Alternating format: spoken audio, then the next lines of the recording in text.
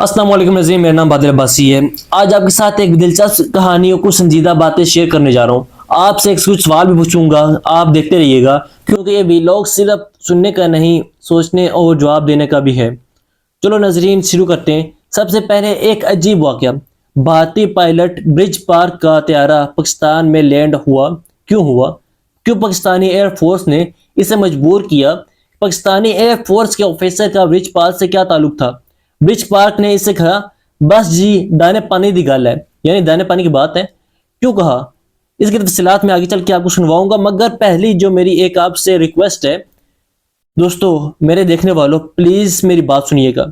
मैं हाथ जोड़ के आपसे विनती करता हूँ, पाकिस्तान और भारत के जो पॉलिसी मेकर्स हैं उनसे, शिद्दत पसंदों से, एक्सट्रीमिस्ट लोगों से, नफरत के बीज बोने वालों से, कि प्लीज बस कर दो। मेरी बात सुनिए प्लीज। मुझे गाली आप दे सकते हैं, दे दें, मुझसे आप नफरत कर सकते हैं, लेकिन एक लम्हे के लिए पाकिस्तानी हिंदुस्तानी हिंदू मुस्लिम के झगड़ों से निकल कर मेरी बात सुन लीजिएगा।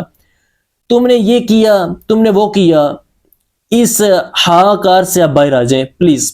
मानना ना मानना तुम्हारी अपनी मर्जी, लेकिन सुन लीजिए। अच्छा, मेरा दिल ये कहता है कि आप इस बात को, अब आप भी तंग आ चुके हैं, अब आप भी चाहते हैं कि नफरतें खत्म हो जाएं।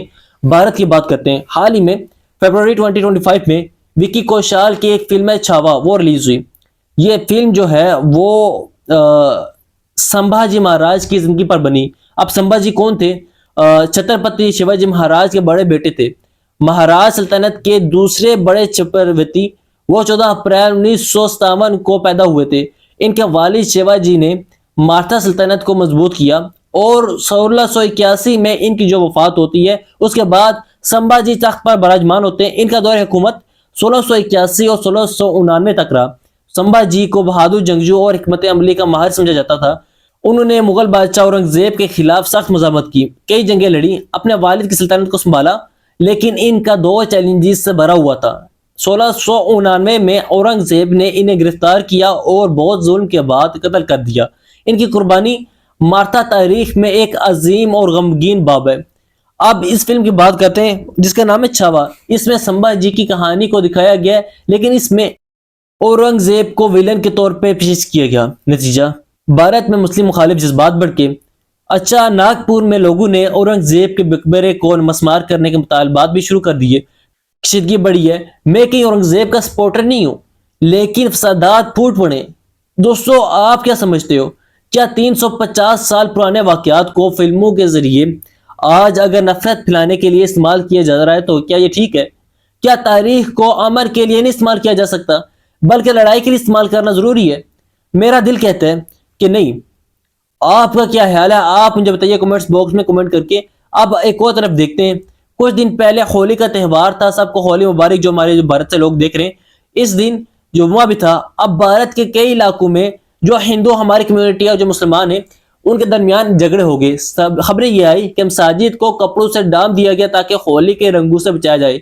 ये सुनकर आपको कैसा लगता है? क्या मजहब के नाम पर इतनी नफरत होनी चाहिए? एक दूसरे की इबादत गाहों को छुपाना पड़े? क्या ये वक्त आ गया है? अब एक और बहुत बड़ी खबर सुन लीजिए। बीबीसी के मुताबिक भारत के पंजाब में 14 बम धमाके हुए। यह सिलसिला गुज़श्ता साल 23 नवंबर से शुरू हुआ। सबसे पहले जिला तरन तारा के थाना अंजाला पर देसी बम से हमला हुआ। फिर 28 नवंबर को अमृतसर के गुरबख्श नगर में पुलिस चौकी, 4 दिसंबर को जो है वो थाने के बाहर धमाका किया जाता है। 12 दिसंबर को गुरदासपुर के जो है अली अवाल गांव में वहां पुलिस स्टेशन पर हमला होता है। 17 सितंबर को अमृतसर के इस्लामाबाद पुलिस स्टेशन पर हमला होता है। 18 दिसंबर को गुरदासपुर की बख्शीवाल चौकी में हमला होता है। 20 दिसंबर को वो डाला जो है वहां पे हमला होता है। 3 फरवरी को फतेहगढ़ में हमला होता है। 15 जनवरी को जो है वो जेतीपुर में कांग्रेस के लीडर के घर में हमला होता है। 17 फरवरी को बटाला में कांस्टेबल के चचा के घर।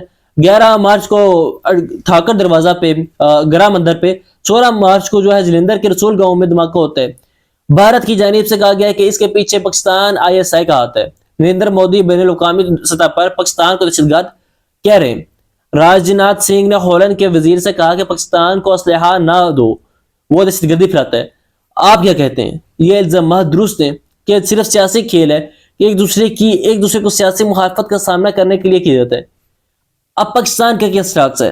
پاکستان کہتا ہے کہ بلوچستان میں جو دہشت گردی ہو رہی ہے اس پہ بھارت ملوث ہے، بلوچ جو سیپریٹسٹ ہیں وہ ان کو بھارت سپورٹ کرتا ہے، اس کے پروکسی ہیں وہ بھارت کے پروکسی ہیں۔ بھارت پاکستان بھارتی مشیر جو ہیں عجب دوال کے اس بیان کو ثبوت مانتا ہے۔ اس میں انہوں نے کہا تھا کہ پاکستان میں تخریب کاری کی جائے گی۔ پھر سابق آرمی چیف ہیں جنرل وکرم سنگھ، ان کے بیانات کو بھی وہ بیس بناتے ہیں پاکستان، یعنی دونوں طرف سے الزامات ہیں۔ 78 سال سے یہی چل رہا ہے۔ بھارت میں بابری مسجد وہ مسمار ہوتی ہے، پاکستان میں مندر گرائے گئے، لیکن نہ 1000 سال کی مسلم حکمرانی نے ہندو دھرم کو ختم کر کیا اور نہ آج کے واقعات مسلمانوں کو ختم کر پائیں گے۔ تو آپ کا کیا خیال ہے، کیا نفرت کبھی ختم ہو پائے گی؟ ایک بھارتی جنرل نے کہا تھا کہ بھارت جو ہے وہ فوجی طور پر پاکستان کو نہیں ہرا سکتا، پاکستان بھی بھارت کو نہیں۔ بھارت بہت بڑا ملک ہے، پاکستان سوچ بھی نہیں سکتا بھارت کو ہرانے کا، لیکن پاکستان کے پاس سورسز ہی نہیں ہے۔ ہاں دونوں کے پاس ایٹم بوم ضرور ہے، ٹھیک ہے۔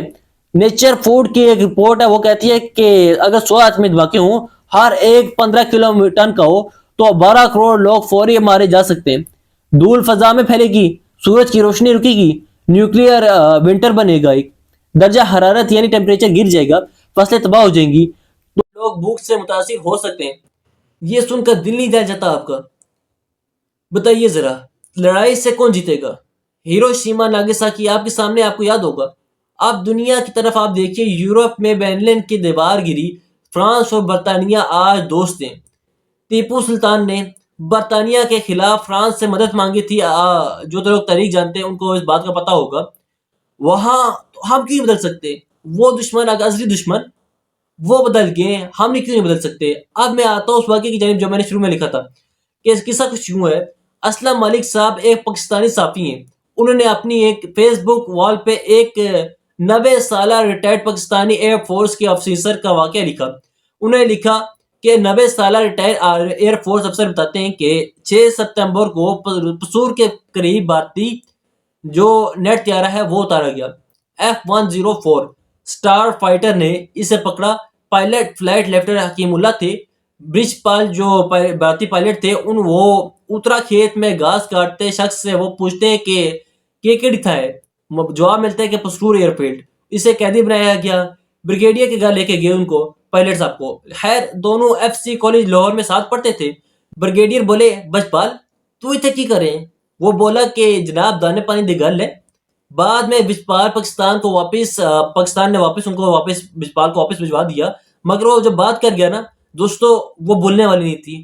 بھارت اور پاکستان کے عوام جو ہے ان کو وہ من چاہتے ہیں، روٹی، تعلیم، صحت، وہ یہ چاہتے ہیں، وہ جنگ نہیں چاہتے، کیونکہ ان کو پتہ ہے کہ جنگ سے کچھ حاصل ہو نہیں پائے گا۔ آخر میں بابا نجمی ہیں، ان کا ایک شعر ہے جو پاکستانی پنجاب سے وہ بڑے شاعر تھے، وہ کہتے ہیں تو کیوں ڈاویں مسجد میری، میں کیوں ڈاواں مندر نو، آجا دووے بے کے پڑھیے ایک دوجے دے اندر نو۔ تو اب یہ صورتحال ہے، ہمیں یہ کرنا پڑے گا۔ ہم جب تک ایک دوسرے کو پڑھیں گے نہیں، کیونکہ ہم نے ہزاروں سال اکٹھے گزارے، اب کیا وجہ ہے کہ ہم اکٹھے نہیں رہ سکتے، ہم کو ایگزسٹ نہیں کر سکتے؟ اپنا خیال رکھیے گا ناظرین، اللہ نے کے بعد۔